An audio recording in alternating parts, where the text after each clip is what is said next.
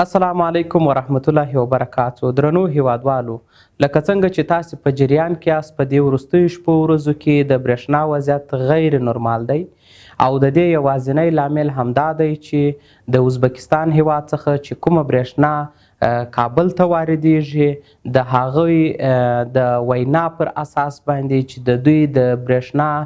د تولید په شبکو کې ستونزه را ایجاد سوې ده او نسي کولی د قرارداد مطابق برېښنا موږ ته راورسوي.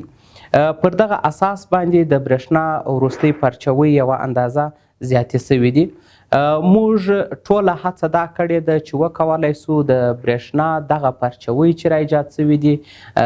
دې ته لنډون ورکړو او یوه اندازه یې راکمې کړو چې په لومړي کې اوس موږ په دې بوخت یو چې حرارتي دستګاه فعاله کړو او هغه چالانه سي تر څو وکولی سو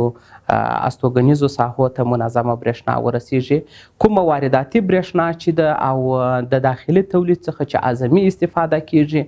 موږ ډیره برخه یې صنعتکارانو ته په نظر کې نیولې ده چې د دې څخه په دوهم قدم کې دولتي دفاتر دي.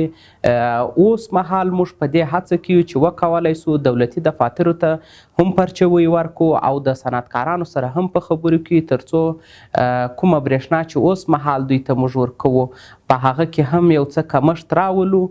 تر څو وکولی سو رهایشي یا استوګنیزو ساحو ته یوه اندازه زیاته برېښنا ورکړو تر څو هغوی وکولی سي خپلې لومړنۍ اړتیاوې پوره کړي.